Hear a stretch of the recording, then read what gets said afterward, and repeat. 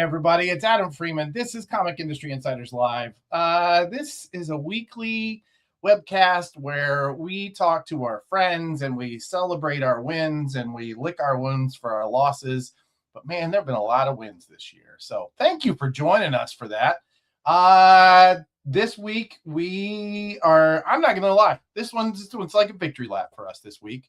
We are going to be talking about Comics the Magazine. We're going to be talking to a lot of the people who helped us build it and a lot of the people we talked to in the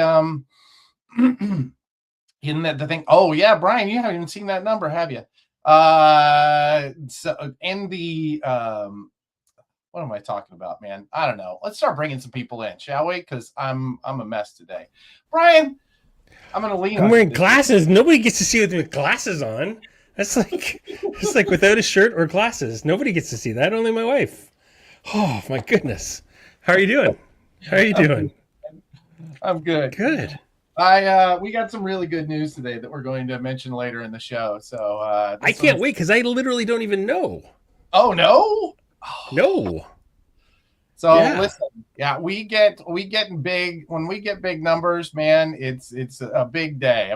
I have to tell you, I don't know. I think I mentioned in the show at least once or twice when Brian came on, when you mentioned that you have a comics magazine, and he says, "Oh, thank God," you got something right. So we were real worried when we'll get into the wonkiness of it, but we were real worried about this week.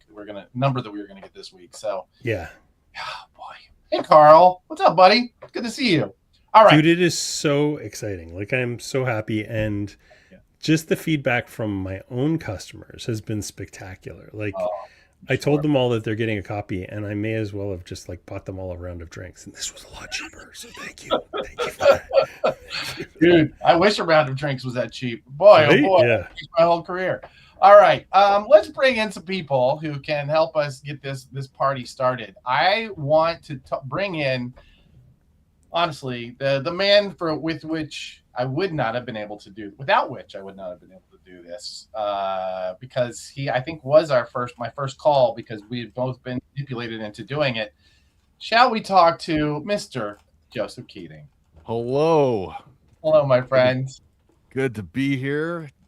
Life's real surreal right now, but I'm here for it. Oh yeah, it is awesome. This weird dream that we're like we should do a magazine. Who knew?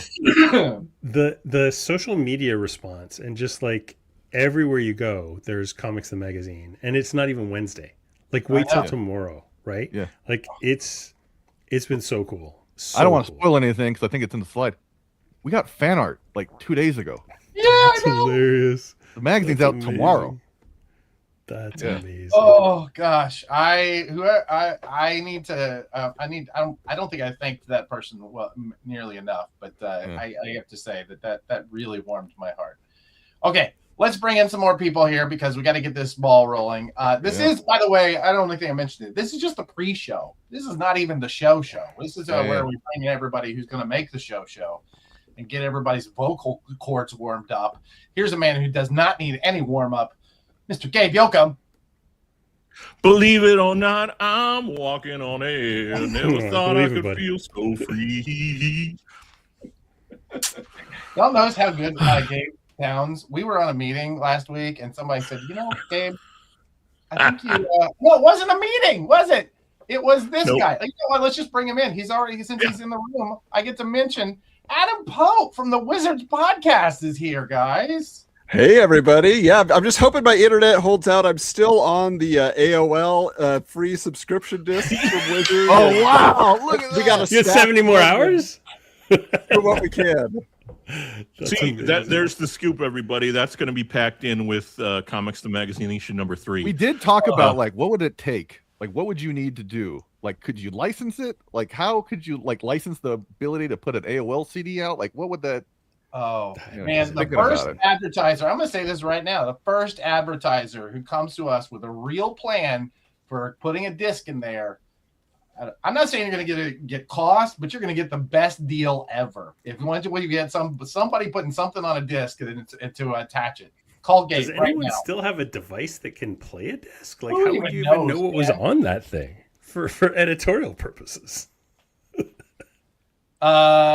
We just decided, by the way, that we're going to tell you not only what's going on, we're going to tell you the number of what we got for number 2 at the end of this show. So stick around for the end of this show, because we're gonna have a really, I think we might even figure out a drum roll. I don't know. Do you have a soundboard, Blake? All right, let's get into it. All right, listen. You know what? I want to talk to. There's somebody here in our green room who I am so excited to introduce everybody to. This is the guy that Joe brought us the next big thing, which is a feature of our magazine. He brought us this guy, and he absolutely is. So, by the way, you are about to meet the future of comics right here, Mr. Andrew Rindy. Hello, Drew. How you doing, Drew? I'm doing good. What an honor to be here. I don't know about future of comics. Yeah, no pressure. You're just the future of this industry. Yeah, too much hype. You guys are so all on your Best of luck, shoulders. pal. Best of luck.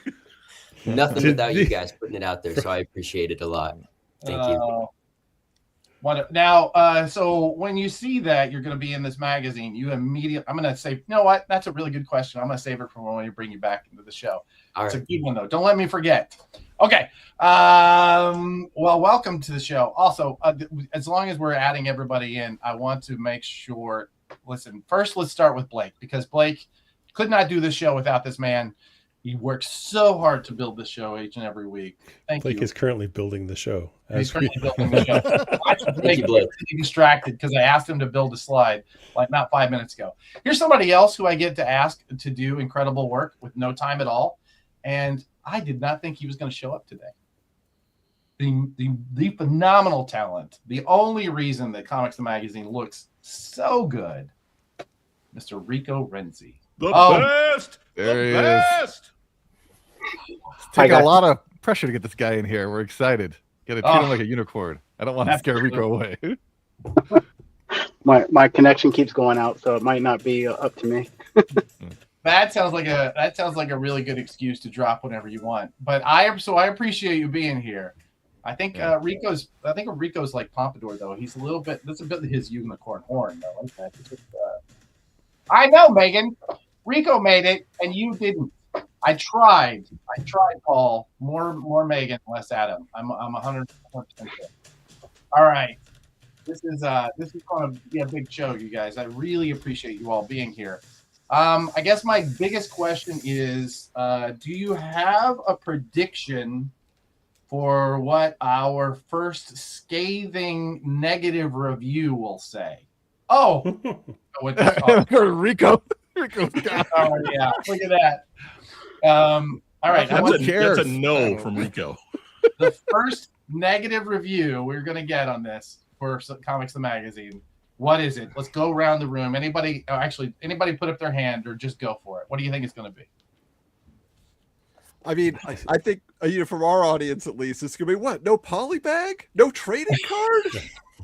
Yeah, give it time, folks. That's true. That's coming. Call Gabe. Where's Gabe? Call. Worst wizard issue ever. Headline. What about you, Joe? Do you have any predictions? What do you think? I mean, I don't care. But I'll say I mean, whatever. It's not the thing I wanted it to be. It's a different thing, and people get used to the thing that it is. That's exactly. You know what I mean? Yeah. But I don't know, man. I'm just here to have some fun. Like that's the whole premise of this magazine is to enjoy comics. You're mad about that? I don't know what to tell you. All right. I can't wait for 20 years from now when we find out who is the problematic creator that was in there. I can't believe you guys had that guy. He killed a baby. She killed a baby. Well, we didn't know at the time. All right. Okay. Well, I'm creating burner accounts as we speak to combat all of this. My expectation is that the big one is going to be where's all without saying it like this, where's all the negativity? Yeah. Yeah, there you go. Yeah. Where are the never mind. Where are the problematic comments about people we don't think belong in comic shops? I'm sorry, Adam. I'm sorry to talk bad about Wizards. I know that that's a thing for you. I mean, I don't want to trick you. No, we'll talk all about it. Don't worry. we take it warts and all. However, we definitely recognize the warts and point those out. Yeah. Well, I like this one. Better than Wizard, worse than Toy Fair. As Gloria. I like this one. All right, that's my vote. I don't know that last part is possible. And Megan is never. We legitimately, Megan. I swear to God, every time I think I'm gonna wake up and get started before she does, and I send her a text at 5 o'clock in the morning, she's already there with the answer. It's really irritating. All right. Okay. Needs more chromium. Yeah, I believe you. I believe you, Dirk. Chromium is. I'm sure chromium is coming. We have some silly goose energy in this room. Okay, guys, let's do this. Let's go ahead and shut this down. We're going to start up this this show for real. I want to thank everybody in the chat so far. I think Blake. Let's give something away this week. All right. I'm feeling really generous. So let's do something really cool. All right. Let's get started. That's me saying let's get started. I'm going to pull everybody from it. I'm watching. There goes Blake. There goes Andrew.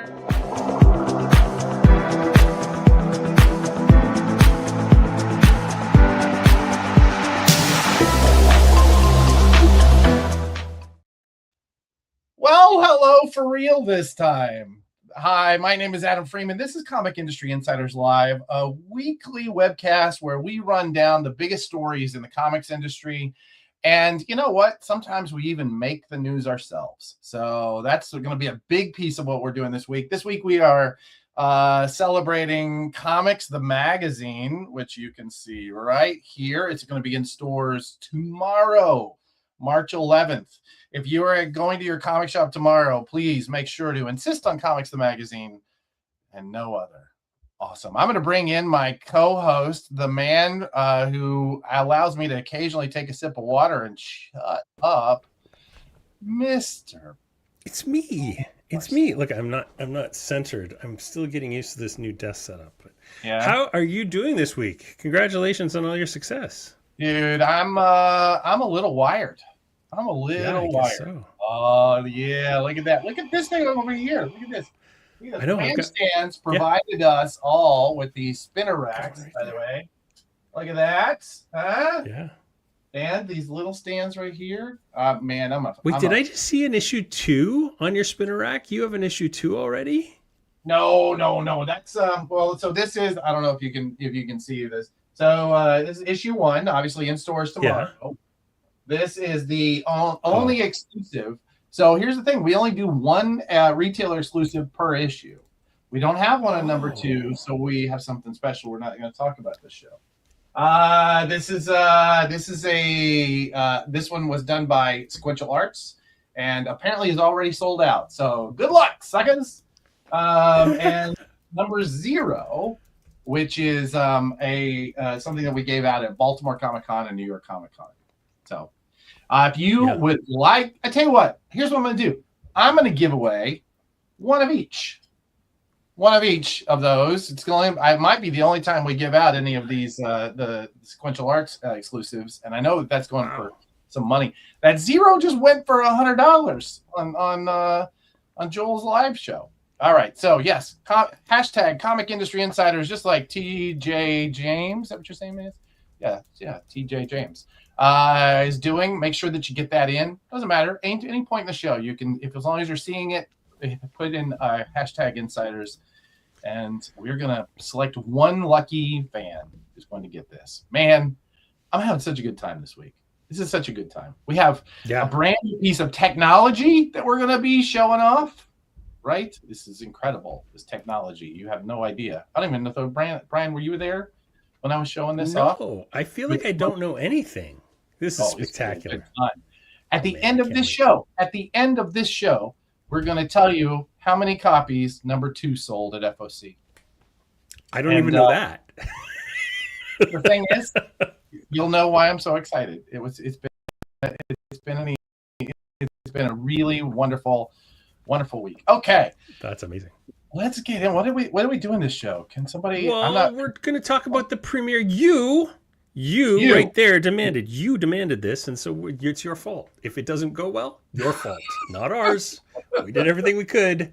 You don't like it. That's on you. That's all you. It's true. I mean, honestly, it was not in my plan to make a magazine this year. No, it wasn't. It was. Do you think I needed to make another website? I did not. So I did not.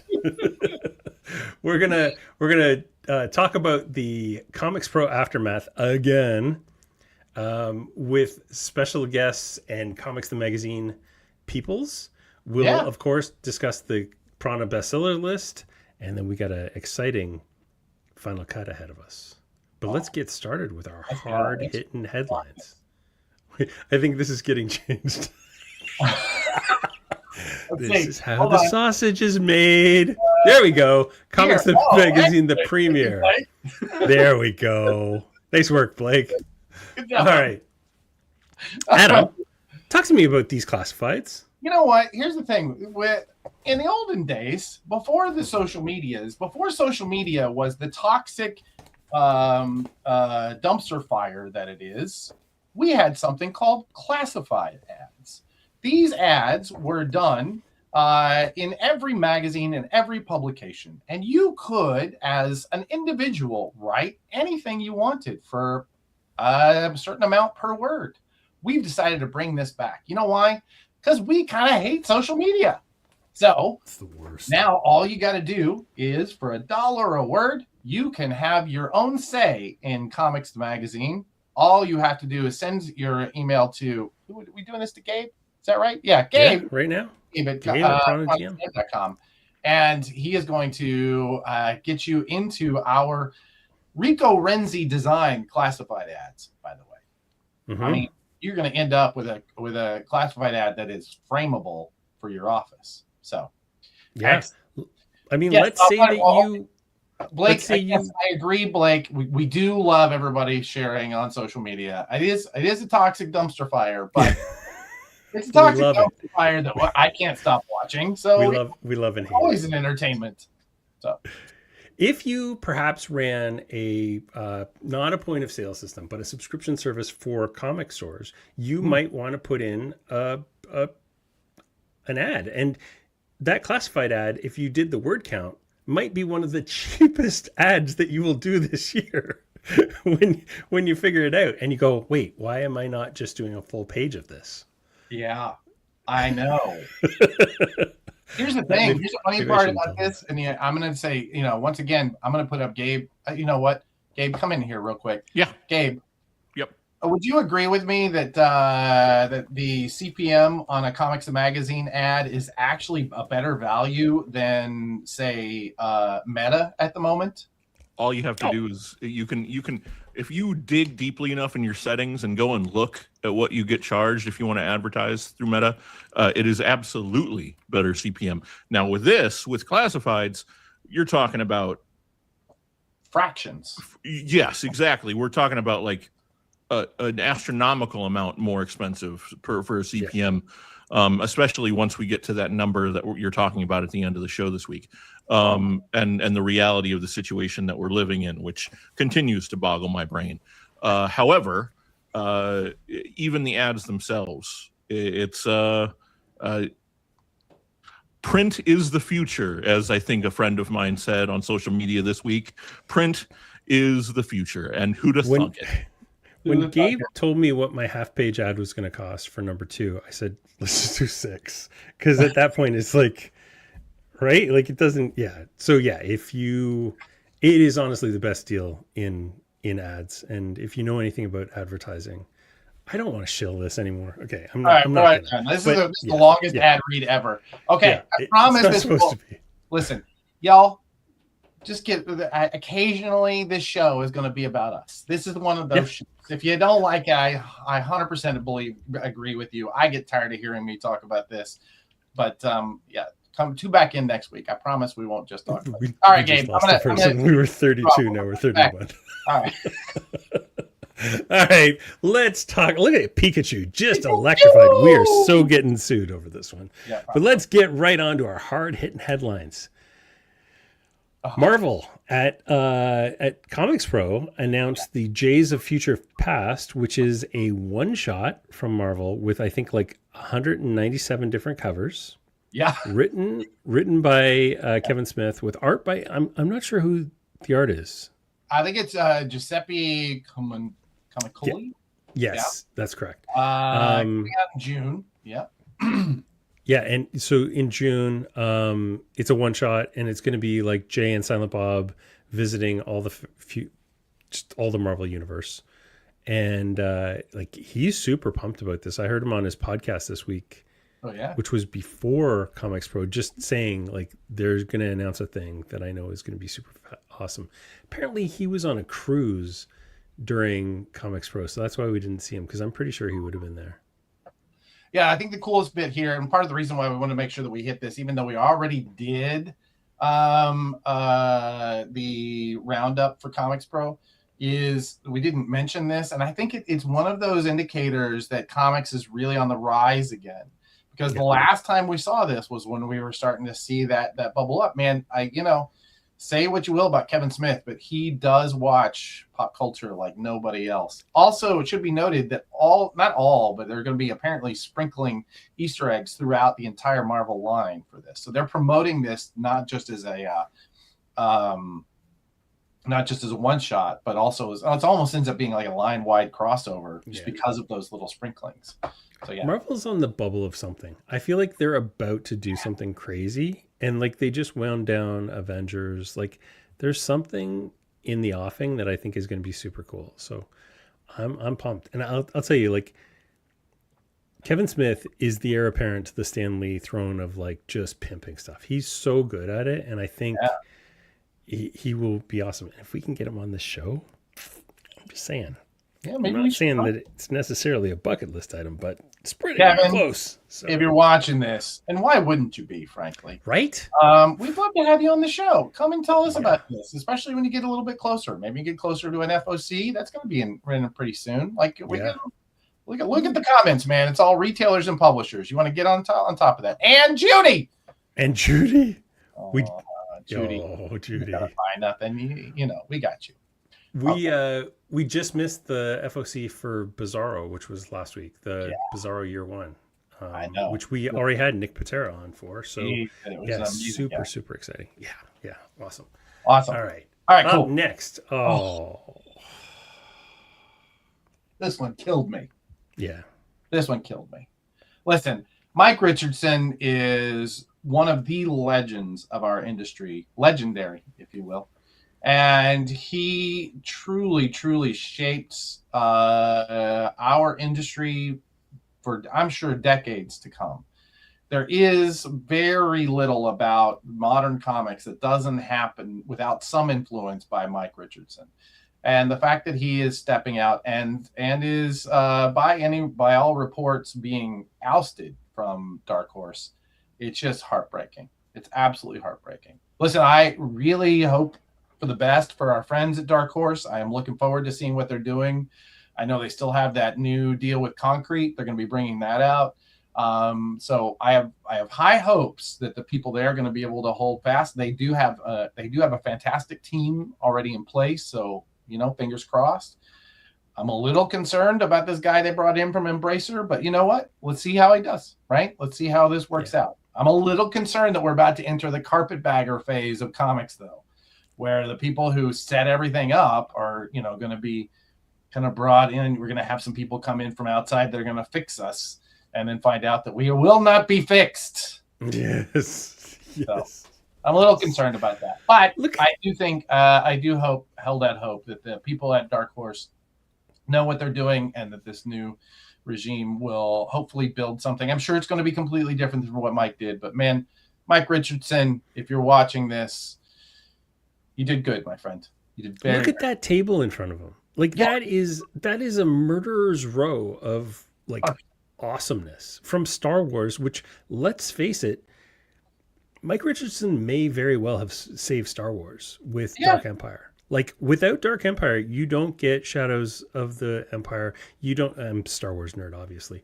You don't end up with the prequels if you don't have like the toy line kind of get resurrected. So That's incredible. Sin City, like honestly, it is one of the 5 greatest works of art in our industry. Amen. Usagi Yojimbo, like what? Yeah. The Goon.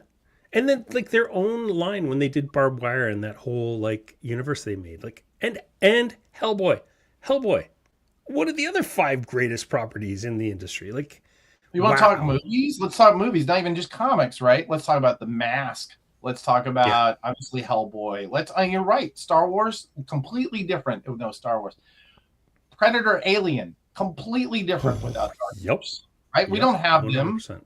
It's honestly, I think both those franchises die without comics Hellboy, to keep them alive. Sin City movies, how beautiful are they?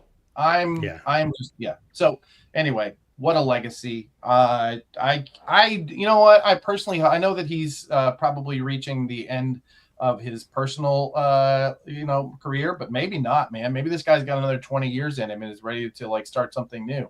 If so, call me. Let's go. I'm ready. I'm ready. Put me in. Awesome. Oh man, dude, you do not need a project that size right now. Talk to me about C2E2 because I will not be there. Oh, it's so sad. I was ready to put up that photo of you this week. Oh, we'll do it next week. You can't. No, you're not going to. Coming next week. We have a really great photo of Brian at a C2E2 party that we threw 2 years ago. Okay. So for the last 2 years, Prana has been going to C2E2, mostly just to walk around. But this year we've got a bunch of panels that we're going to be announcing later this week. We also have a party that we're going to do at the Goblin Market. Let's bring in, where's Blake? Blake, how excited are you for C2E2, buddy? Dude, I'm stoked. I'm so excited. It's going to be crazy. It's going to be crazy. Blake and I wish I was there. Yeah, I know. I wish I was there. I know. You figure it out, man. Oh no, you have another show.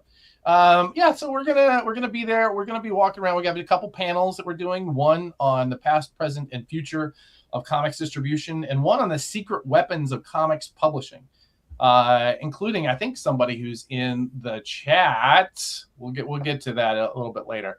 Anyway, I love C2E2. It was one of those shows that I fell in love with when a member of our team worked there. So it is an absolutely fantastic show, and they have once again invited us to come and do some programming, and been very generous with that.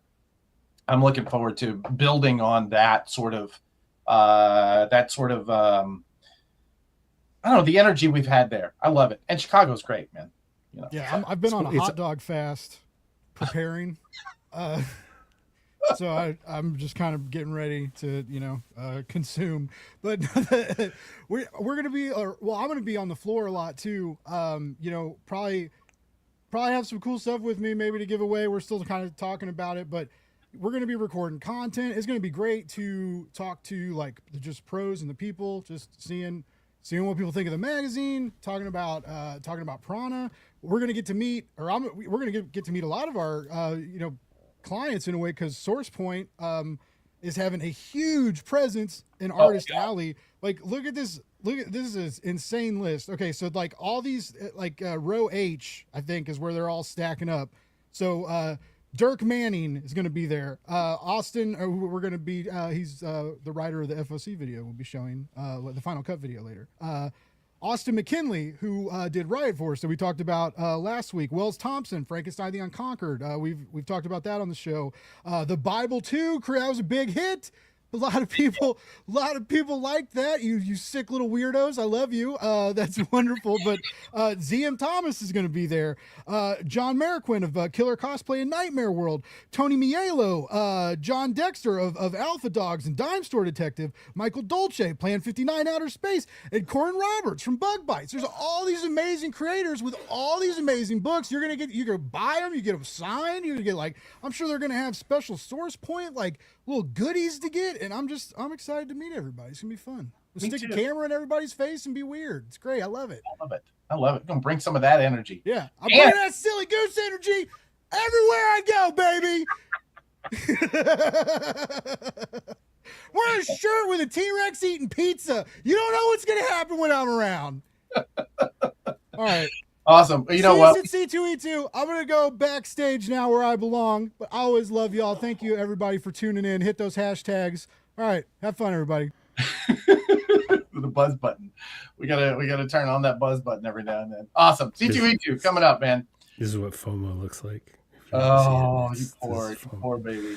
Oh, the party, by the way, at Goblin Market is always super fun. So if you're into this, there's going to be we have something else actually planned for Goblin Market that day that I'm actually really, really excited to talk about. I think we're going to try and make a big section of the show next week about it. So what day is that going to be on? It's going to be on the same Friday. So it'll be after our panels, but before the party. So your panels are on Friday. That's correct.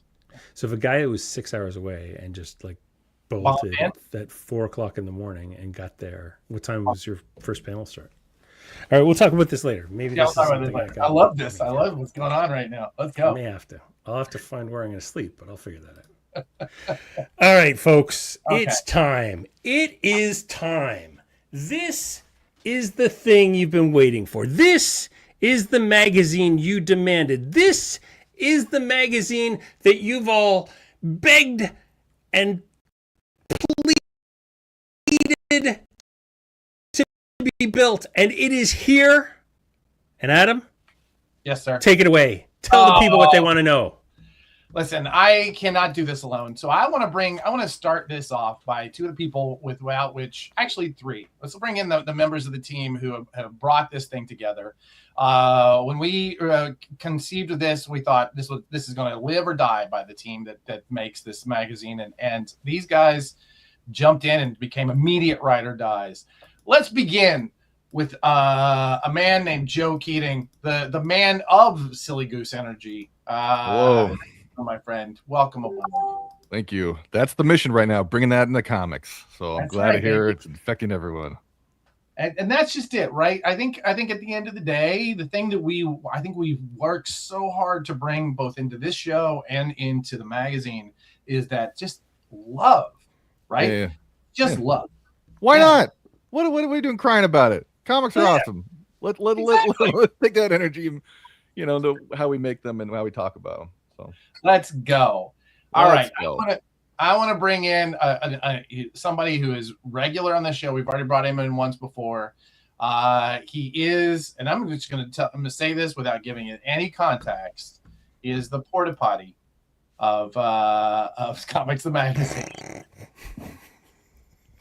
I wear it like a badge of honor now. I'm getting some T-shirts made. It's going to be fantastic. Everybody's going to know. You very much should. Gabe Yoakum is our head of sales and the man you're going to deal with whenever you get that. The best deal in advertising, by the way, right now. Literally the best deal in advertising. Get it while you can, because it ain't going to be there long. We have a rare appearance. Who knows if his Wi-Fi is going to work? So let's just bring him in right this second. This guy, I swear to God, when I knew we had it, it was like it was all the pieces were together. It became something real that a cultural artifact that people will want, no matter, even if we only do one or two issues, which we are not. This would live on forever because of the incredible design sense of Mr. Rico Renzi. Rico, it's just such a rare appearance of your face on a screen. I just don't even know how to handle this. Look at I'm so excited.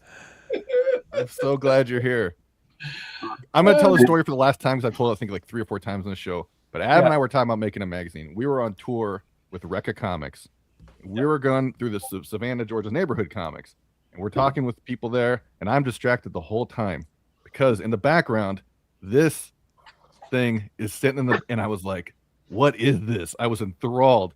And it's Rico curating these group of these like house ads essentially for old Marvel books.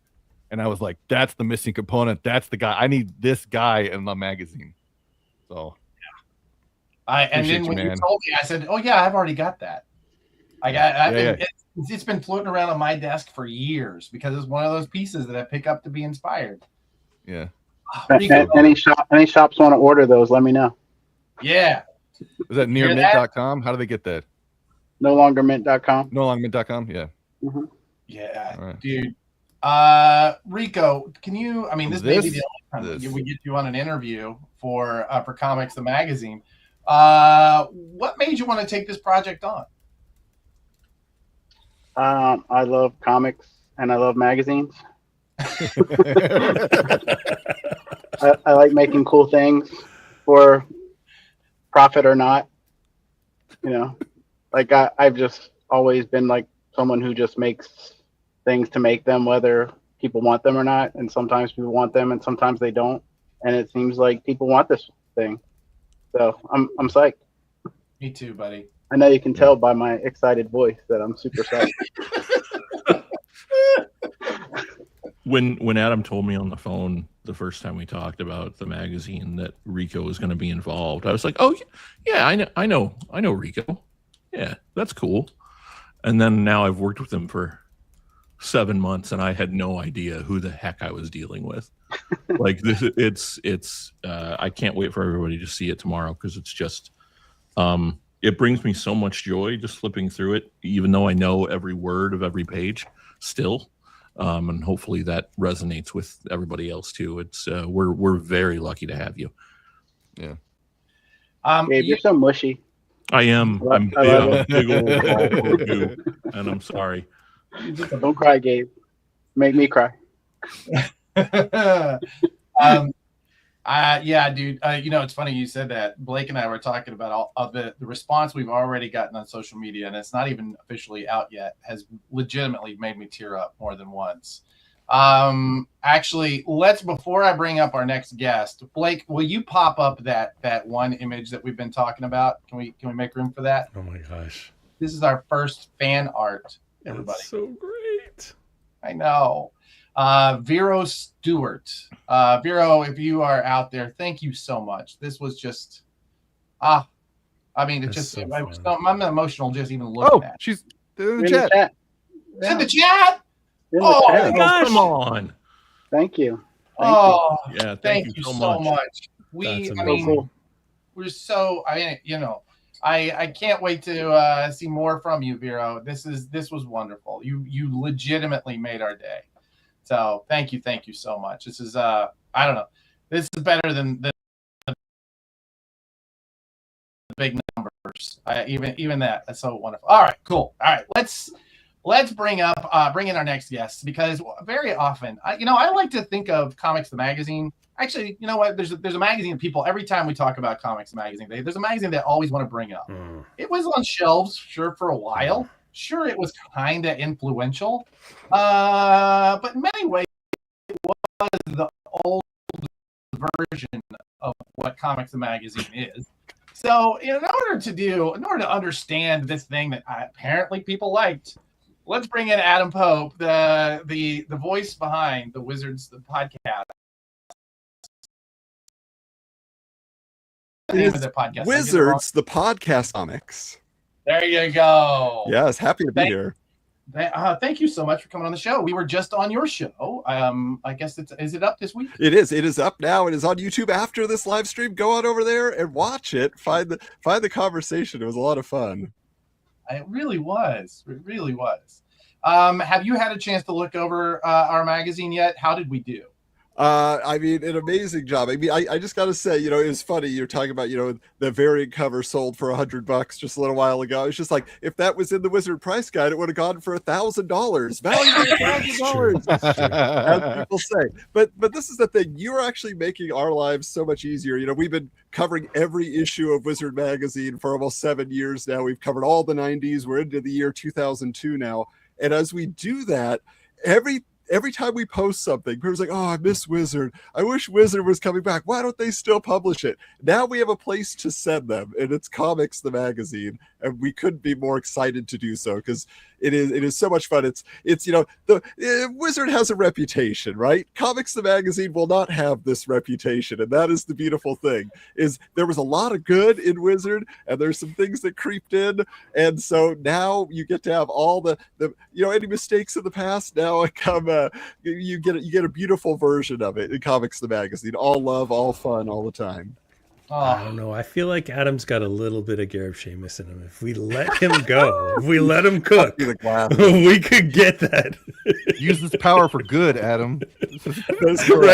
Right? You're the they can go one of two ways, buddy.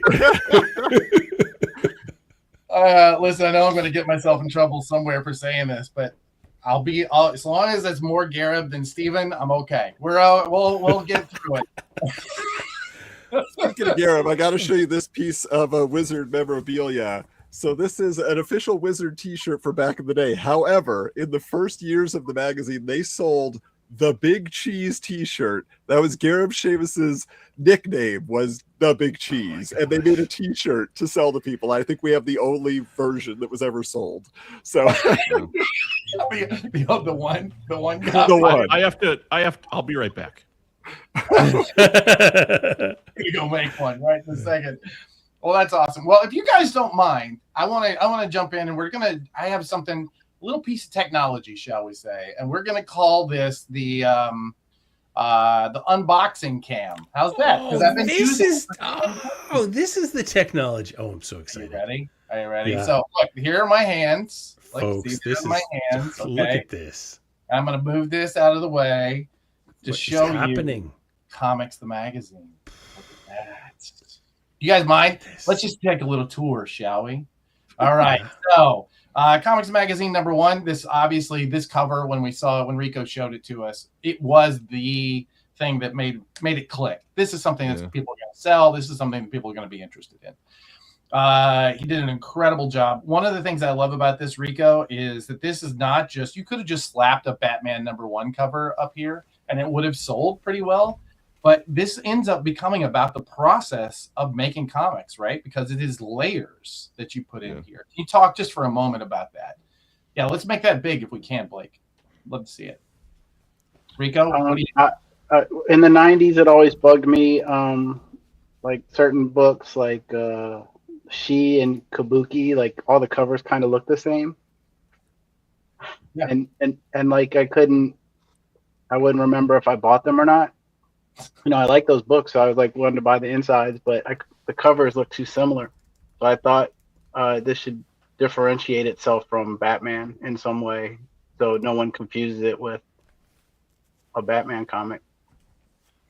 It also should be noted, as Vero, our first fan here, notes, the logo is amazing. Oh, thank you. Yeah, and that's hand-drawn logo, by the way. That's not something that was generated. He drew that by hand on paper, and now it's a logo on the cover. And then I drew it on the computer. And then you drew it on the computer. All right, let's dig in. I'm not going to try and spend too much time. I want to thank our friends at Clover Press for their big ad up front. Pew, pew, pew, pew. Look at this table of contents. This thing is packed full. We've got our friends at The Future Is, and this letter, man, you know what? When Joe gets to writing about comics, man, we all just want to run through a wall. That's what you get here. Look at this team. Look at the team, the masthead. This is, I don't know. That doesn't happen without this team. Our friends at V Friends, obviously showing up for a full page ad. I will tell you, there was this amazing dinner at New York Comic Con where Gary V committed to doing ads in the books. Boy, that was what a huge moment in my life. Comics the Mailbag. That happened to have something to do with our friend Chip Zdarsky. He wrote in a lot. Hey, can you, I don't know, are we going to get ourselves in trouble if you talk about how this logo came about, Rico? Oh, it's just a collage of some comics logos. And I think that A is a big giveaway. Yeah. The A is special to me. And if you know where the A is from, then you're down with the crew. You're our people. Exactly. All right. Mind management ad, which, by the way, threw a little monkey wrench there at the end, but we don't. How to make Absolute Batman. Joe, tell me about this real quick, buddy. We've talked a lot about this particular thing, but tell me about this experience putting this together. Yeah, well, I really wanted. Like Absolute Batman is the #1 book of 2025, and a lot of there's a lot of conversations that happen with other creators about like, how do they do this? Why now? Blah, blah, blah. Like, let's just have that conversation in public. And one thing that we're doing that I don't see done a lot is like, yes, we have Nick Dragotta. Yes, we have Scott Snyder, but we also have colors Frank Martin. We have letterer Clayton Klaus. We have editor Katie Kubert. We also have the executive editor Chris Conroy talking about like how did they do this? Like what was the process? Who was in the room when the Absolute was pitched? What and like what's coming? Not just like where did you get your ideas, but like the process of actually conceiving these things from all the sectors. Like there was I think you flipped forward one. Like Frank Martin talks about the really infamous spread on Absolute Batman #1, how he colored it originally to be like more of a Frank Miller type of look to reference Dark Knight, but then why they switch it to something else and what they say about the story. And so it really gets in depth. Yeah, there we go, right there, right in the middle of that. I don't think that middle one has been seen anywhere else. So we have the original art, we have Frank's first pass, and then we have the final pass on that. So and we're carrying that in, like not to jump ahead too much, but in Battlebeast for #2, we do this similar thing. We have Russ Wooten, the letterer, Annalisa, the colorist, and Sean Makowitz, the publisher. And Russ Wooten, former Wizard staffer. Got to shout him Wizard out. staffer. Yeah. Nice. Yeah. And this is, I think this was the biggest surprise for me. And a part of it is how we talked about moving the bump to 48 pages was a huge decision for us. It was partially because this came in so big and they brought us this. We're like, well, we don't have room for it. Fine. Well, yeah, originally that was a sidebar, but it was so good that I was like, Jay and Bengal gave great responses. I was like, all right, we gotta. And they gave us art like that spread at the bottom. I was like, no one's seen that. Like, let's put that up. You know, and it's super timely because the solicits for this just came out yeah. So it's like this is so timely. Yeah. And when have you seen a 7-page long form article like you can't do that on the web anymore? Nobody will read after the first does sentence. that many words. This is my favorite thing. Like it was so good. All right. Then we get into this was a big day when this came in. I have to say right here, this guy. Let's see if I can show him. That is apparently me. Adam Freeman. Yeah, I know. So let's talk. The Chew page was a big deal, right? Yeah. Well, Rob Guillory was the first subject we talked with in Comics and Magazine #0. He's a friend, but I'm also really fascinated with where his career is at. He just finished Farmhand, and he's doing a bunch of really cool new stuff. He's doing a new book with Ignition that they just announced, Innards. And he's got a million ideas a minute. But you know, him and John, you know, we're interested in doing more Chew, so we're bringing Chew back. This is a continuing story, so this one does seem like a wild one-off, but it actually does. It's like the first panel of the next one, #2, references this comic, and it's going to go on from there for a little bit. And so, yeah, we're going to be running actual comics in here. Ronda Rousey being on our book, that was kind of prescient, wasn't it? Right. That was a little timely. I'm just a big UFC fan. I know she loves comics. Like and then it was coincidentally announced like right before Comics Pro that she's fighting Gina Carano. That's a huge deal. So I'd like to say we orchestrated that, deal. But yeah, I just love. I think she's awesome, and I think it's great that she loves comics. And so we had Tiffany Lee's one of our regulars writers interviewed her. She's got a really great piece in #2. I'm looking forward to everybody reading that. SpongeBob SquarePants, was not expecting a SpongeBob SquarePants ad, but shout out to our friends at IDW. Swamp Thing, you know, I mean, this does it feel? It is wonderful that we're seeing Swamp Thing, man. But I would say this would kind of feels like a surprise to a lot of people, right? That we'd be talking about that. Well, you know, Rick Veitch's Swamp Thing's coming back. They're finishing the storyline that, you know, from 33 years ago, and I thought it was really important to have a piece about why this is so important. You know, because I think sometimes people will be like, oh, there's Alan Moore's Swamp Thing, and then there's the Rick Veitch one. I was like, no, the Rick Veitch one is incredible. It's absolutely groundbreaking. So we got a Josiah Layton, who's much more academically minded than I am, to really talk about why this is so important to prep you for when it actually comes out from DC. Then the crossover, the round table, Tony Fleeks, Scotty Young, Kyle Higgins. I think can we talk? I think it's wonderful that we have these guys, and I think that Tony's going to become a really big piece of this. Rico, this, by the way, this was one of my favorite design pieces of the whole book. Was talking about you know, the way you made each of them had a voice, and each of them was so distinctive. Have you ever seen this before? Did you steal this from somewhere? Or is this a pure Rico Renzi brilliance? I just wanted to color code it in a way, and I was just thinking of like phone conversations, like what those look like. That's so smart. Yeah, that was the idea. I love the round table because back in the day when I was reading Pro Wrestling Illustrated as a preteen, there were tons of round tables. None of them were as designed as nicely as this, but this brought me right back, and it makes me really happy. You know, I took that photo at my local comic shop, at Heroes, awesome. So you can see some very expensive, fancy comic books behind those new comic books. Yeah, no kidding. Yeah, and one of my favorite parts about this is that when I was coming up as somebody who's really falling in love with comics, this is the kind of stuff I was looking for, right? This is the stuff that I read Comics Journal for, which was, you know, it feels like you're listening to creators talk to each other, which they are, right? Stuff you almost feels like you're eavesdropping. This piece, I swear to God, if I can talk, just say for 1 second, like one of my biggest requests editorially, I try not to make too many, is that Dave Baker be involved. I was hopeful he was going to be able to be on today's show, but when he brought us this piece, we talked a little bit about like the weird moment of seeing Sammy Harkin at the Joe. Oh gosh, Skirball Cultural Center. Yeah. That was just such a weird moment of sliding doors, seeing that guy there. Anyway, this is an incredible piece that Dave brought us, and is, I don't know, so thoughtful. Michael Sweater, we just got a shout out by our new biggest fan in there.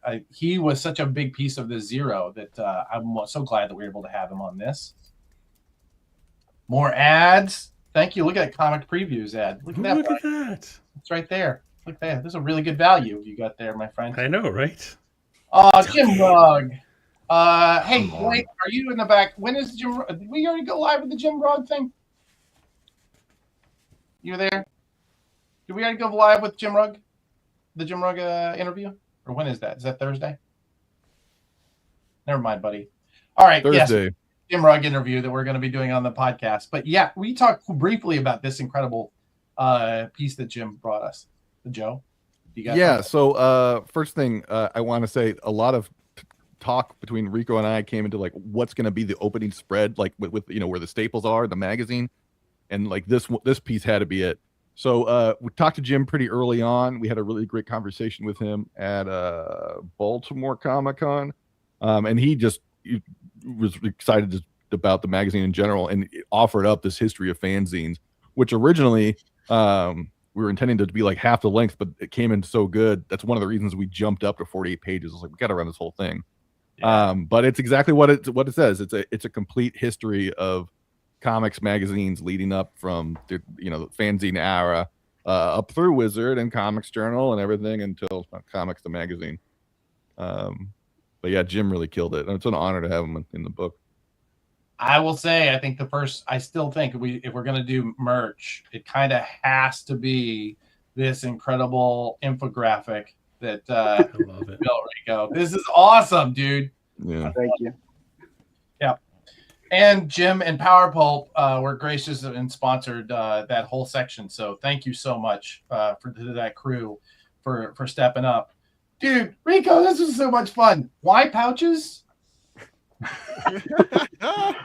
I do a thing every October called Pouchtober. I don't know if you've ever seen it. That's awesome. And Andy has helped me pick out a subject to draw for the prompt list before, and I guess he just was like, let's do pouches. He came up with it on his own. I didn't request that he do pouches, but that was his idea, and Joe and I liked it, so we let him run with it. Also, yeah, it was easy, yes. The pun in basketball is world class. It's my absolute favorite part of the magazine at this point. David Harper hit me up online and said, "Art school was definitely you named that, didn't you?" And I was like, "Yeah, have to do that." You can tell, David, very much a big part of how all this came together.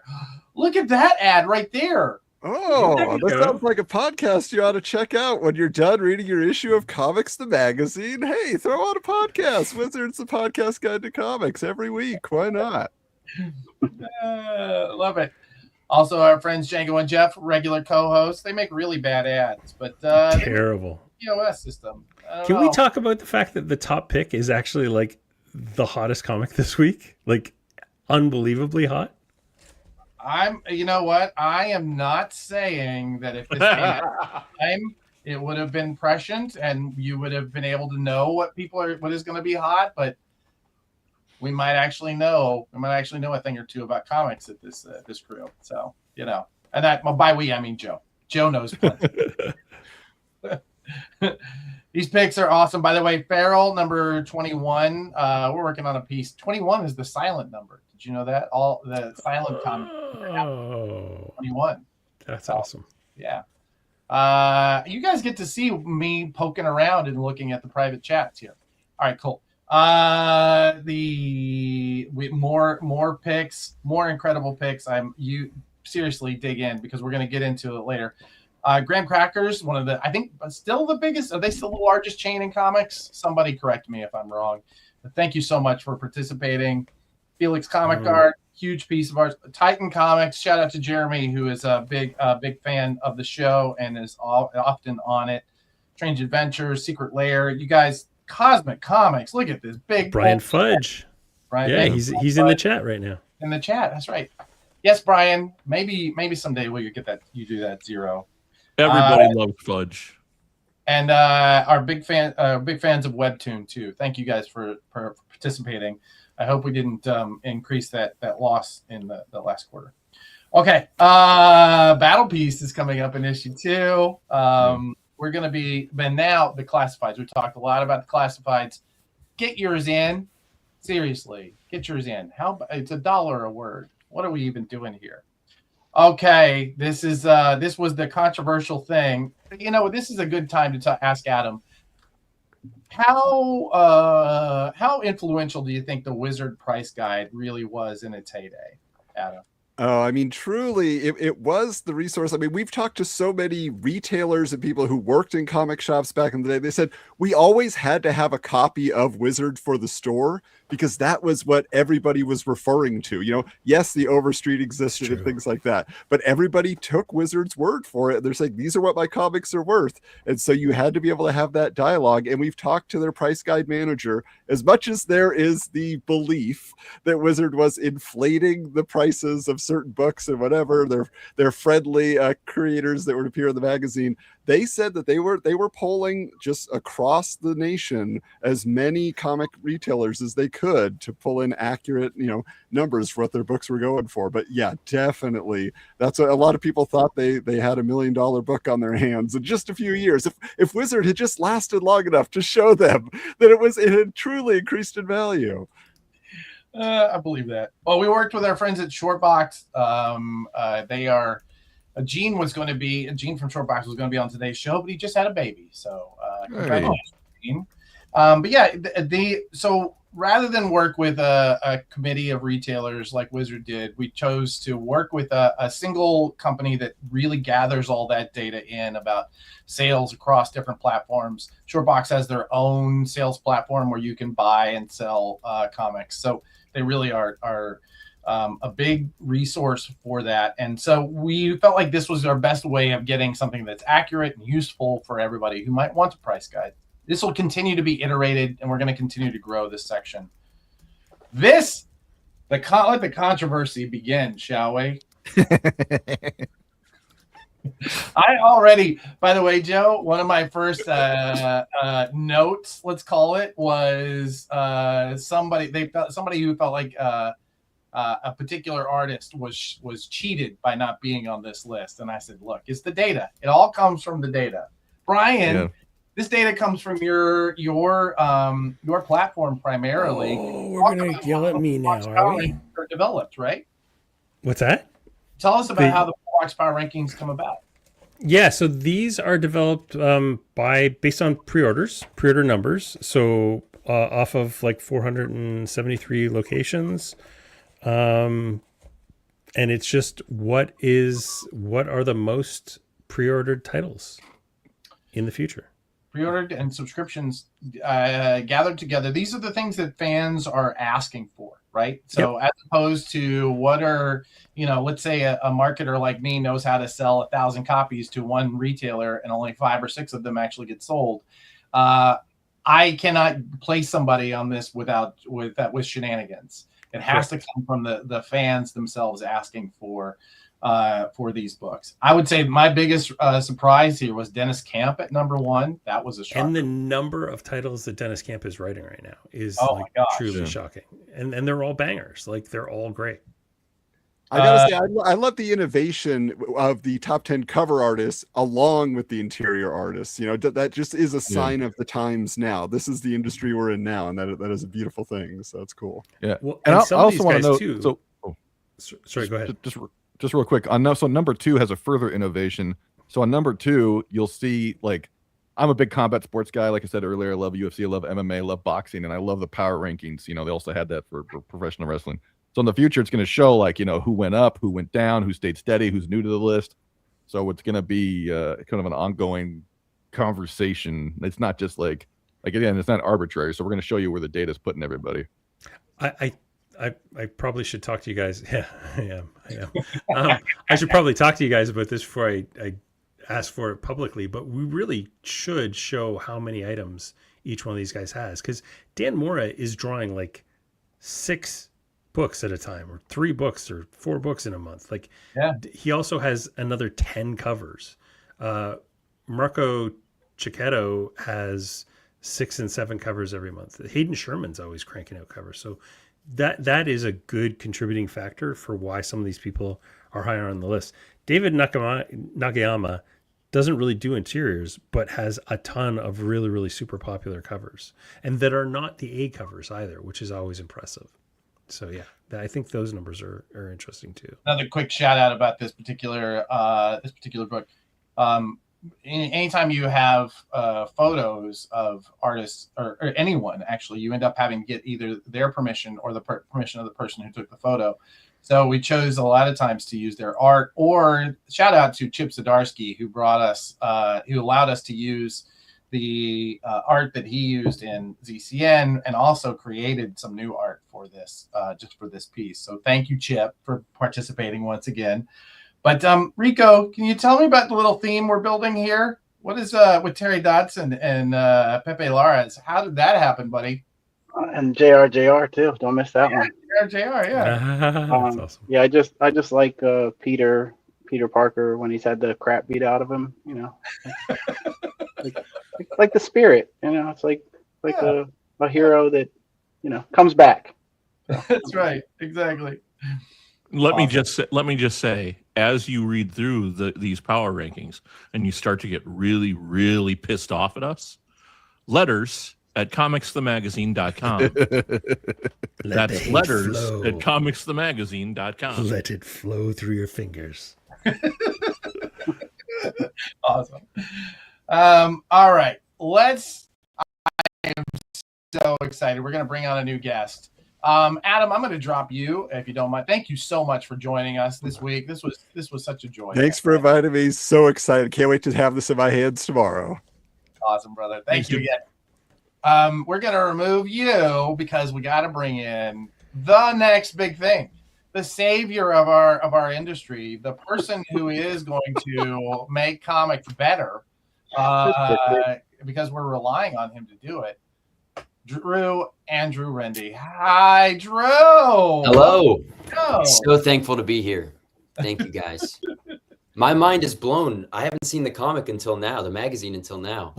Yeah. What do you think? I think we were talking about this in the beginning. The most controversial thing is the top 10 interior artists. Oh. That is, yeah, I agree with it, but I want to make that list one day. That is a great list. I have no doubt that you will. Also, Joe, Felix comic art. Sorry. Huh? Oh, please. What were we saying? Felix comic art ad. That man, I would not be here without that man, or his friend Yamal, or Danny Warren Johnson. So that's pretty cool to see them in the magazine. Yeah. Shout out Yams. Shout out Yams. Joe, can you talk about why Drew is the next big thing? Yeah, so I was considering a couple different options for what my column would be, because I wanted to have a column in the magazine that was ongoing. One day, and I think it's funny, we were talking earlier, I think I finally remember what it was, but one day all my artist friends were like, you got to check this one guy out. Like, it was like simultaneously. Like I was saying earlier, it was almost as if he sponsored them to send them my way. and it was Drew's Instagram page. And I was like, this is it. This is why I love comics so much. Because like people, you know, whatever, in different conversations will naysay this, naysay that. And I'm like, no, there's always new and exciting stuff if you know where to look. You know, and here's a brand new artist. He was working traditionally, so he's working on Bristol. He's got all these really fascinating influences. He's self-publishing. You know, I was like, this is it. This is what I want to celebrate every issue. And so, you know, the column just in general is next big thing. It's not always going to be an artist. The next one's a convention coming up. That's brand new. The third one's a store that's just opened. The fourth one is a distributor, and it, you know, it may be a new creator, or maybe a veteran creator doing something totally new and different. Like it's just every single time, it's just like, here's something awesome that's coming out of comics. Check it out. And thematically, it really made sense to start with Drew. Because again, he's not waiting for permission. He's just making his comic, you know, and he talks about some of the circumstances in which the comic was made. And, you know, I find that very inspiring. And yeah, dude, you're going to hit that top 10 list. I don't doubt it. I have no doubt. Yeah, I appreciate it so much. Faking it till I make it. Just trying to make comics. Limerence is like a resume to get into the industry, you know, working as hard as I can. So. Well, it's a pretty spectacular resume. Do you want to give us a quick? Somebody post up the link to Drew's Instagram page that got all this ball rolling. Drew, where exactly can we find you? Andrew Rendy on all platforms. The name right here, or Drew Rendy on Instagram. It'll be the first thing that comes up. Awesome. Yeah, dude. Seriously, my friend, I'm so glad that you're able to be part of this. I'm so glad you're able to join us today, and I am really, we're all really looking forward to seeing what you do next, because this is one hell of an intro. So, welcome to the party, pal. Yeah, thank you guys. Legend. Quick shout out to our friends at Wham Stand once again. Yeah, I don't know if you can see them. Look at those things. Oh, look at that! They're so great. They're amazing, and these come off, and you can put a new Wamblem on there. Oh, they're spectacular. Wamblem? Is that what they're calling them? That's what they're called. Yeah, look, it's got a Wham Stand on the bottom. They're great. Whamlab.net. There you go, Ed. I said it. The Halberstam collection. I wonder what that is. I wonder if you go to the halberstamcollection.com if there's even something up there. I honestly don't know. I meant to check that before we started. I'm not sure either. We may need to have a quick conversation after this. All right, this might be my favorite part.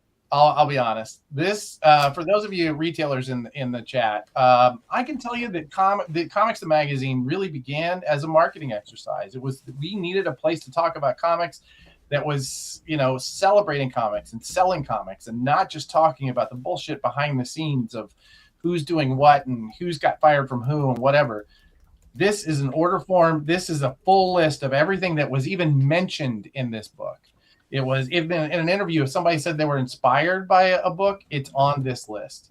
So this order form, if you're a fan, please make sure you fill this out and show your retailer why you're buying the books that you are, because that is going to influence their decision to have Comics the Magazine on the shelves. If you're a retailer, we're going to keep doing our best to sell the books that are in your store. So make sure that you're stocking it up. And finally, big shout out to our friends at CGC who came in for this ad and sponsor the price guide. Thank you so much, CGC. You have been a joy to work with. Awesome. All right. I don't know why I'm lagging so much, but let's just take my desk off of there.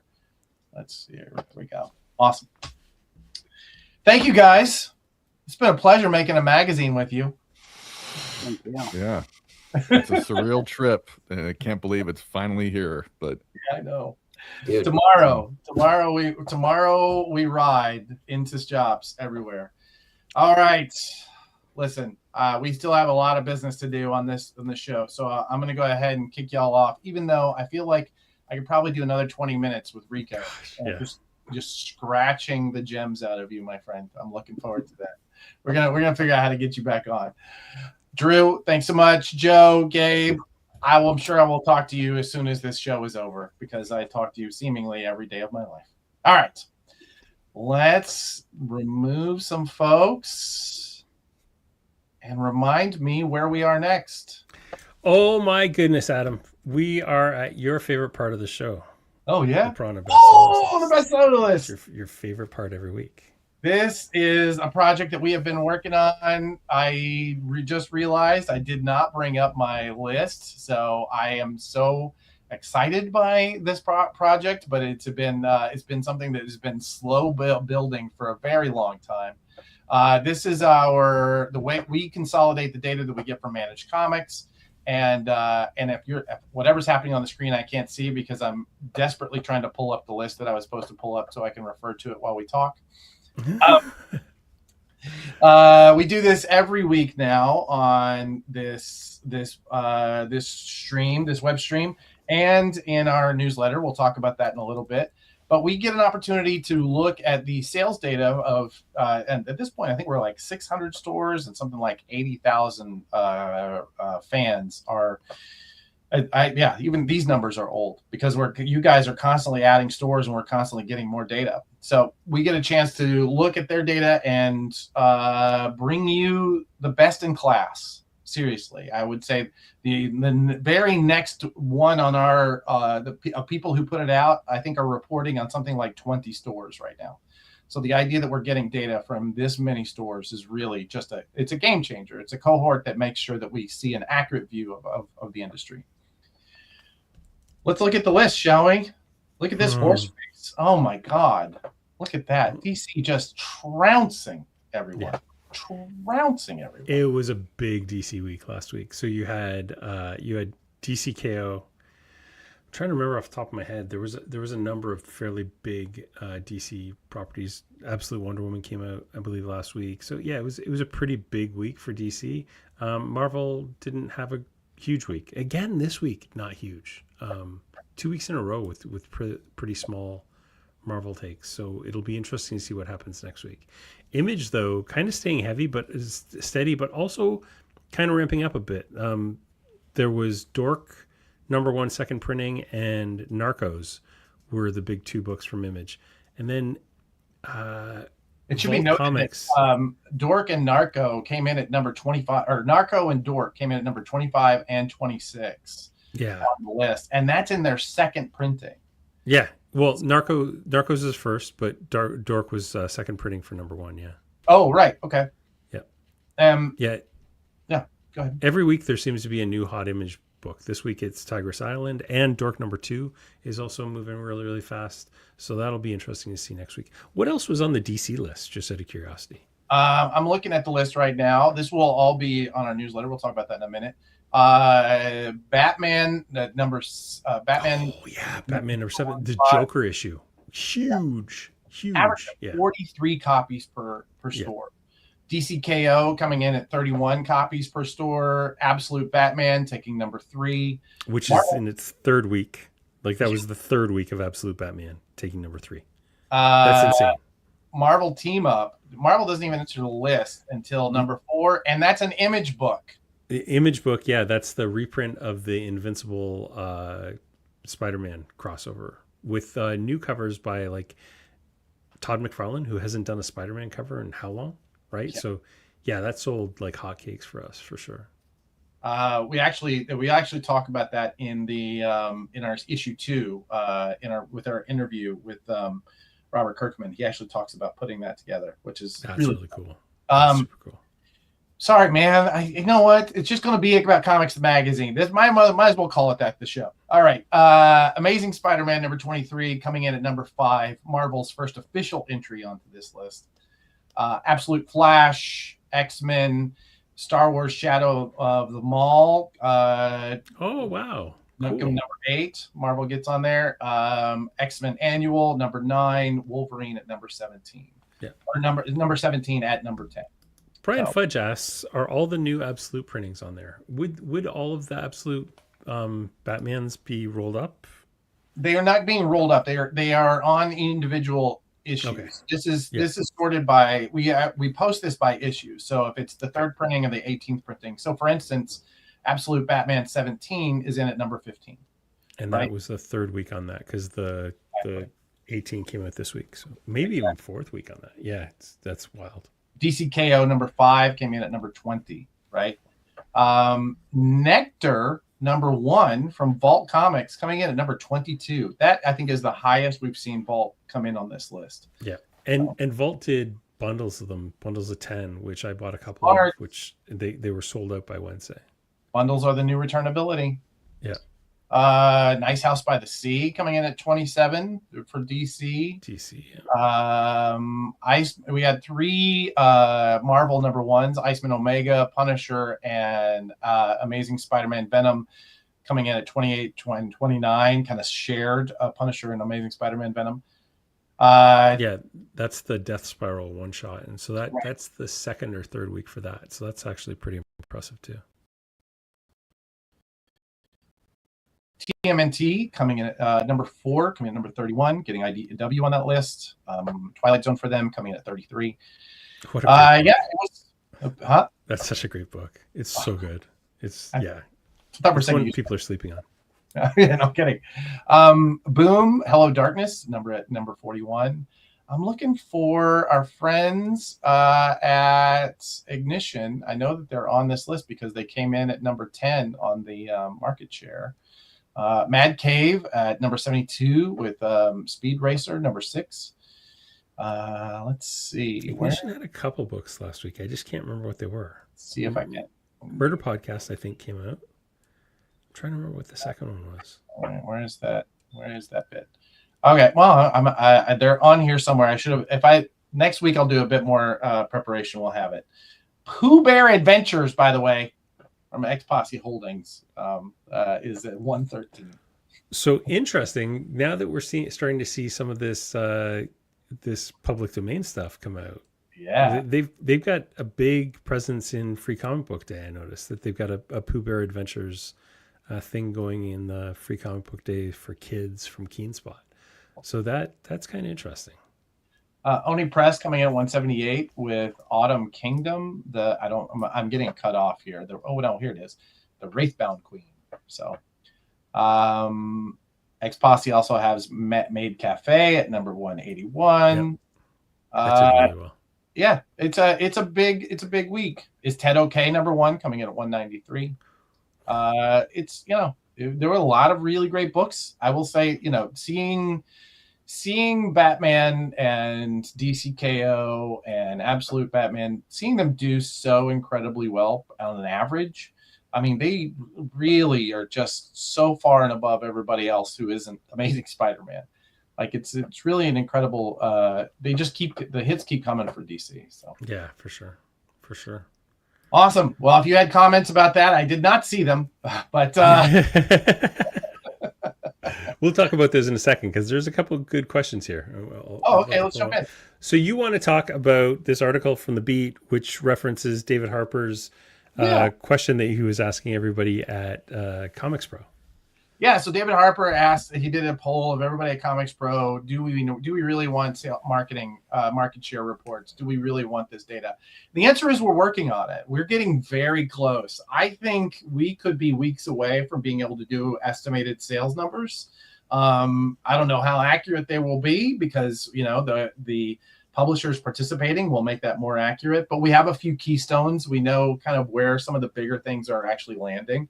And just to be really frank, we know how much we're selling of the book that we're going to have on next week's list. So it does help that we kind of give those kind of touchstones and can do the math after that. But it will just be extrapolations. We're going to continue to try and get really hard data on it. But we're trying, Heidi. We're working on it. We're going to get there. Also, this is my Sling Blade voice. When I see this picture, I'm talking like this. I'm sticking my chin out. I think sales charts are cool, but I don't think that they're nearly as important as pre-order numbers. And I don't think so. I know we live in a world where we can have both, but pre-order numbers are things that you can actually act on, both as a retailer and as a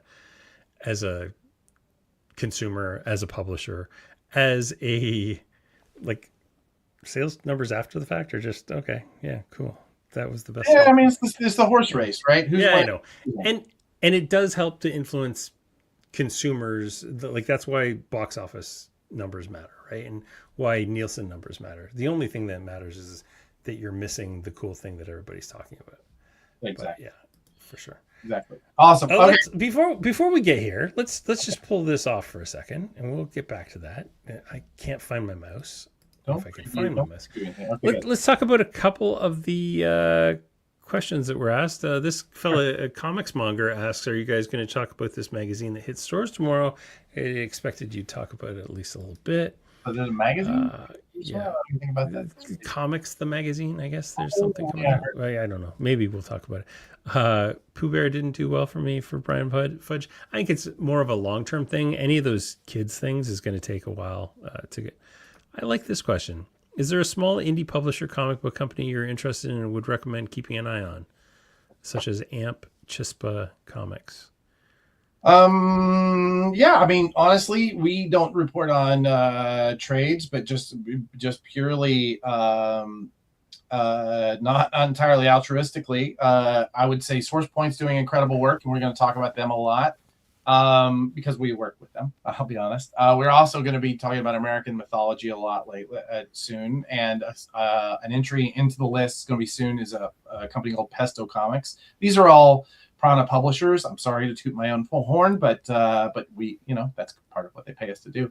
But also we don't take on just anybody. We do actually an entire process of deciding whether or not we can help them and if they will sell in the marketplace. So all of these are going to be really, I think, good entries into that list. But I would say that I think there are some really interesting people that are coming up that we haven't really seen yet. I think Mad Cave is doing some really incredible work, right? And I want to say that they just brought in somebody on their marketing team who I think is going to amp them up way up very fast. Yep. Rekka obviously does an incredible job. We do a lot of work for them. When I say Rekka, I mean we. Yes, Battle Quest. Thank you, Megan. Battle Quest is a good friend of ours, and I would say that they do really great work. We definitely keep an eye out from them. Our friends at Panic, they do really incredible horror stuff. So yeah, I would say that there's a lot of folks that are doing really good work that you don't necessarily make the sales lists, but does not only deserve but have earned, right, your support. So keep an eye on them, I would say. Yeah, Vault is doing really cool stuff. Yeah. Ignition's always making. They're just swinging for the fences over and over and over again. When Philip Sablik worked at Boom, I often said to retailers who were complaining about DC and Marvel, I said, listen, if you want to support, if you want DC and Marvel to pay attention to what are good practices, support Boom. Yep. I feel that way about Ignition now. 100%. If you want bigger publishers to give you the kind of support that Ignition does, you need to get behind Ignition because they are putting their money where their mouth is. Yeah, 100%. Yeah, there's a reason that he's a friend of the show. It's because they do such good work. So yeah, it's true. Cool. Talk to us about your bullet and why everyone needs to subscribe. You need to subscribe right now. You do. Honestly, you're watching this show, and there's been a lot of you. I think this is probably our biggest traffic show ever. If you're watching this show, then I can tell you that you are what we call a wonk. That means that you really like behind the scenes stuff. You love how the comics industry works and the mechanics of it. You also seemingly like sales lists. Well, if you subscribe to the Prana Bullet, which is our weekly newsletter we put out every Friday, we're doing our best to get it out by noon on Friday, so you have something to look at during your lunchtime, noon on EST. You're going to see a full list of the headlines we think that are important, that are going to affect the comics industry. You're going to see the top 400 single issues in the market, and soon to come, you're going to see estimated sales, average sales in per store, and you're going to start seeing the graphic novel lists we're working on. So we're working on a lot of different stuff. So the Prana Bullet every Friday. Go to pranadm.com, sign up, and we will get you there. Or, scan that QR code. Your phone is in your hand. I know it is. Just scan the QR code. And for those of you who think that data should be free, I mean, this is as close to free as you're going to get. All this data is available to you for very, very close to free. So get on there and... the only thing you have to spend for this is your time. So there you go. Yeah, exactly. Awesome. Oh, Oh, we got a final cut. yay! Excellent. We talked about Source Point. If you want a project that deserves your attention, this is one from our friends at Source Point that we're going. Our friend Keith Davidson does this every week, pretty much every week these days, where we get to celebrate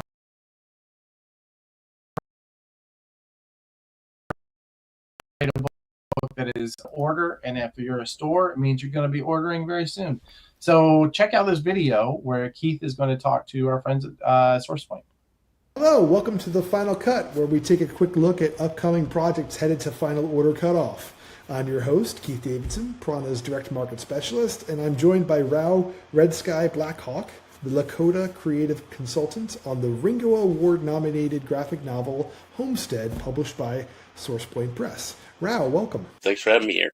In Homestead, horror author Dirk Manning and artist Les Lyndon Garner fashioned a tale of clashing cultures as white settlers push westward into Lakota territory thanks to the Homestead Act, and one young Lakota warrior resorts to extreme measures, summoning the spirit of a wolf in human flesh to defend his people. So what were the most important things you wanted to make sure the book got right about Lakota people? I wanted the book to have authenticity, number one. There's so much misrepresentation right now. I wanted there to be an air of this is what it is to be Lakota. I wanted the language was very important to me. I wanted that to be. I kind of went through the script with a fine tooth comb, and we just kind of back and forth with different changes in the script. But I wanted representation was really important to me. Now the book blends real history with supernatural horror. How did you feel about mixing Lakota elements into a story with werewolves and horror themes? I think, first of all, there's a lot of stories within indigenous culture about shapeshifters. Skinwalkers is a huge thing within our culture. There's some very prevalent stories in not just Lakota, but I mean, Nakota, Dakota, Navajo, you name it. There's a lot of stories within the tribes. I wanted to mix that fantasy with actual history and actual language so that people could actually see this is what they believe. I wanted the readers to be intrigued. I wanted the book to leave them with a feeling of, I'd like to know more about Lakota culture or about Native culture. Without spoiling anything major, what themes do you think will really resonate with readers the most in reading Homestead? I want the sacredness of how we look at day-to-day life. I want the sacredness of our bond to each other in the tribe. Whereas there's also a bond out there for those with the proper spirit and the proper open heart for a bond with us. But it's a state of mind and a state of spirit. I really wanted that to resonate. And I wanted them to be able to look in there and be like, oh, this is what he's saying, both in Lakota and both in English. This is a great story. But I think that with the changes we made toward Lakota culture, that it engrossed the reader that much more. Now, Homestead was nominated for the prestigious Ringo Award in the category of Best Original Graphic Novel. What does it mean for you personally to know that this story has received critical acclaim and recognition? I was so lucky to drop in on this team of people. It really was a team effort on that whole thing. Dirk's amazing script. Honestly, I didn't change some of the language. I changed and some of the happenstance situations and conversations or how they would react. That's really all I changed. It's weird. I have this new family now, and it's like Dirk and I, we call each other brother all the time. Les and I, we call each other brother all the time. It really ingrained in us that there was this whole circle. Dave Lentz, Drina Joe. I mean, Drina is amazing. I love that woman to death. Just everything kind of came together was, her out of her mind, really, because we were all really worked hard on this graphic novel. But to be nominated and literally, I think it was us and three other graphic novels that were nominated. I think that was it out of everybody that they went through. I'm proud of what we did. Homestead is something I hold completely sacred. I think that all of us coming together the way we did is what really made this graphic novel what it is. There's heart in this graphic novel. There's spirit in this graphic novel. There's strength. There's telling two sides of a different story. I think that one of the main things I wanted to people to see in this book was that we're all connected. As harsh as things happen sometimes in this book, we're still part of the same circle. Whether we like it or not, we're going to have to, find a way of unity. So are there any last words that you'd like to share about Homestead? Man, if you love graphic novels, if you love horror and just a really good story, this is the graphic novel for you. And SourcePoint Press has been amazing. I mean, I was so proud to work for them and do this novel, and glad it got to where it went. I mean, to be nominated for a Ringo Award, I was pretty happy about that. Great, Val. Thank you so much for joining us today. That's all we've got, but I think we all got a lot from it. So thank you so much. Yeah, we have a saying in the language. It's much love and respect. Lila Ward Stelak. So thank you guys very much. And to our viewers, one last reminder that Homestead, published by SourcePoint Press, will be hitting stores in April. Retailers, look for it in the Prana Publishers section of your distributor catalog and on FOC this Monday.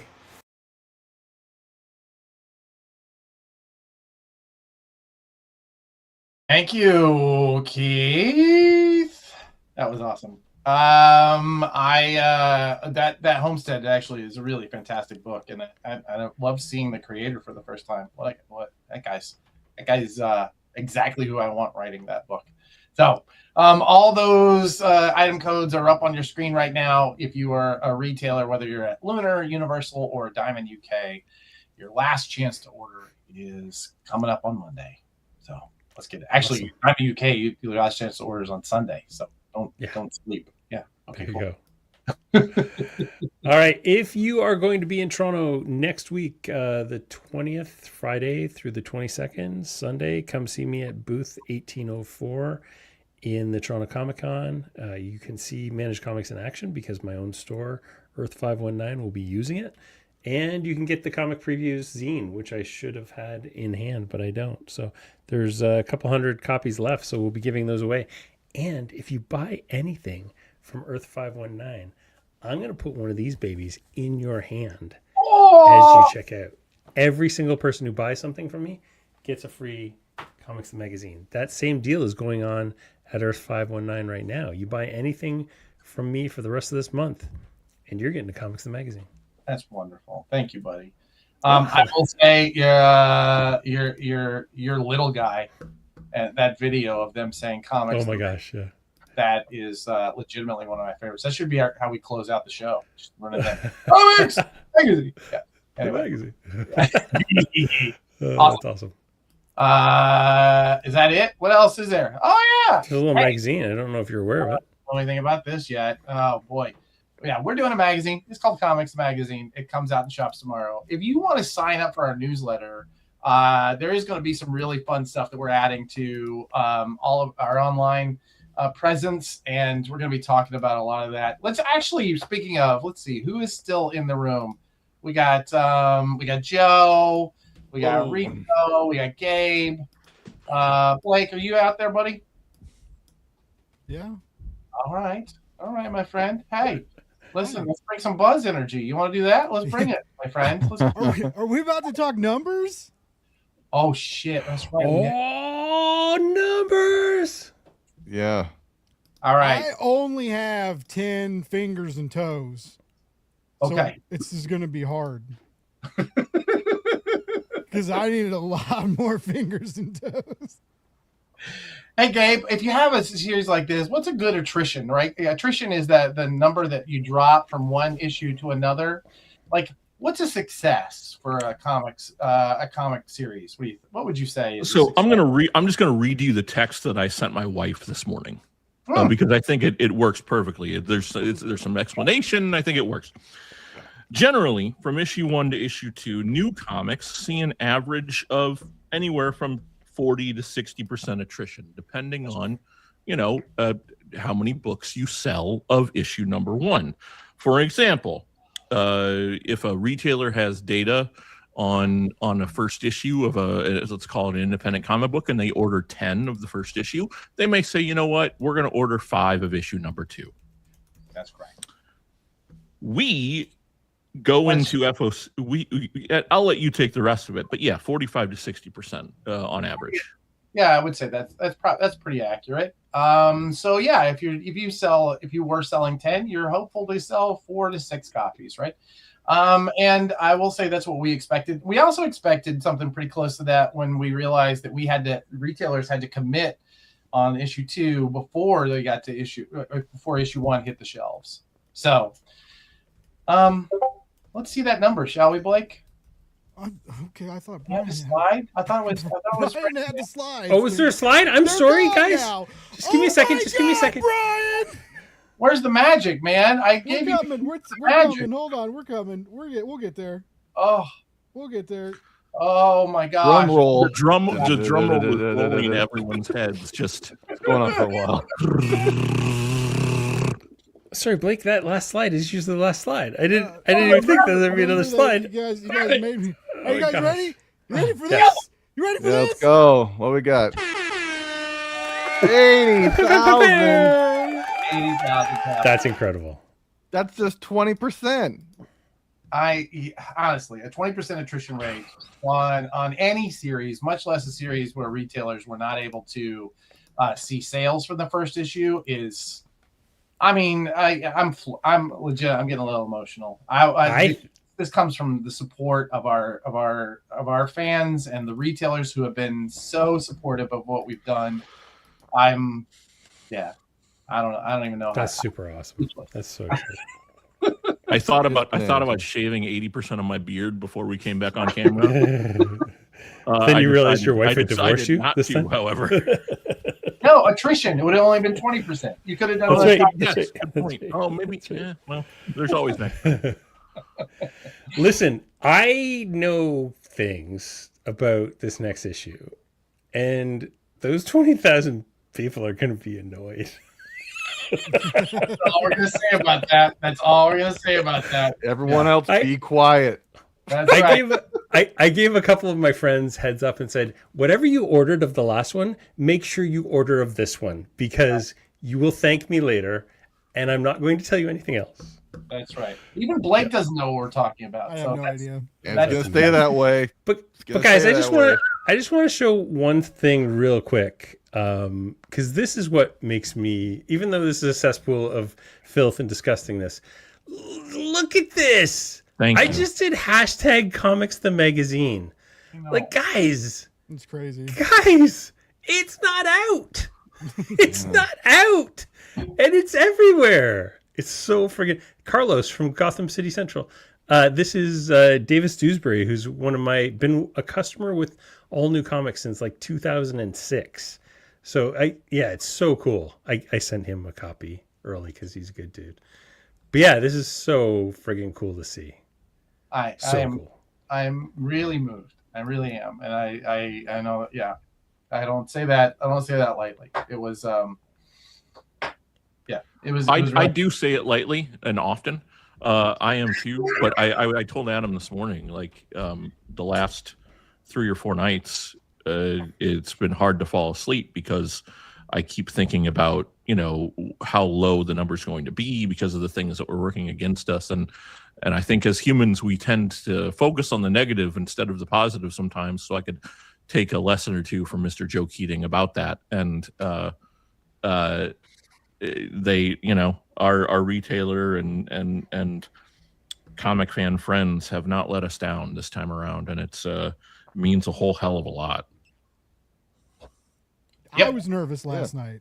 Like the first night, because we get the data right to get ready to get the slides ready and stuff, and the first announcement, like I knew it was coming and I was stoked, right? But I was like, I kind of like some of the other people we talked to, like I knew it was gonna be good, right? And then but like it was this one, and I was like, because I always say like number 2 is important for like indie comic series and new series and stuff. A lot of people buy number 1 because it's got a number 1 on it, right? It's like that number 2 is when you know when people are coming back, when people are really into it.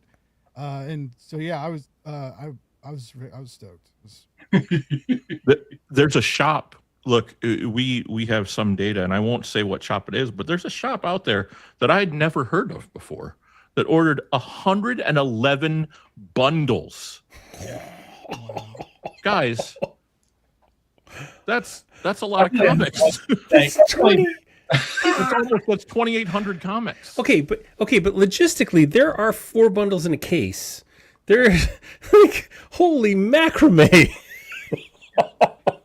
Listen, Joe and Rico, thank you guys so much for your help on pulling this off. Your help, you guys. I mean, we're all doing this together. I don't know why I'm saying your help. You seriously could not have done this without you. Is there anything we didn't say before we all take off? Because those of us who are emotionally effusive, we've already said a lot. So, I got one little thing to say before we leave. Yeah. Well, I want to hear from Rico. What? Who's Comics! The magazine. There you go. Rico, I'm going to be at Awesome Con in DC this weekend. Bring me your comics, the magazine, and I will sign them. And I will have these exclusive. Oh, look at those stickers! Comics, the magazine stickers. Dude, you didn't even show us that color combo. That's the winner. It was That's awesome. Oh, is it? That's awesome. Yeah. Awesome. Yeah. Speaking for myself, I will not be making any appearances. I'll continue my hermit lifestyle, but I will say I'm just grateful. It's been a long, wild road to get here and to have a thing that is just about like making comics. I was talking at the top, like what do people complain about? Like, I don't know, guys. I'm just here to have a good time and to celebrate comics and to show people that, you know, whether you are brand new like Drew or you're someone who's been in the industry a long time, like this is the best visual art form out there. So, you know, I really means a lot that people are on board with that, and looking forward to keep this party going for a while. So thank you. Thank you. All right, let's button this up. Thank you guys. Let's go make number 3, shall we? Yeah, let's do it. You know what, Brian? What? Oh, wait. Before we do that, Blake. Oh man, I almost forgot. Let's give a giveaway, and are we thanking people, or we're gonna give away a 0, a 1, and our an exclusive, the exclusive cover for number 1. So there you go. Wow! I heard that's sold out. You can't get that. I don't even have one of those, chat. That's know. Cool. We're just giving them away. No, I'm just kidding. All right, hold on. We got to bring up move the screen, and then we have to. It would be really cool if StreamYard implemented this better. Like, you shouldn't have to like share a screen for a giveaway built into the same platform. What do I know? While we're doing this, Gabe, where should people email if they want to get an ad in Comics? That's Gabe at comicsthemagazine.com. That's the easiest one to remember. Gabe at comicsthemagazine.com.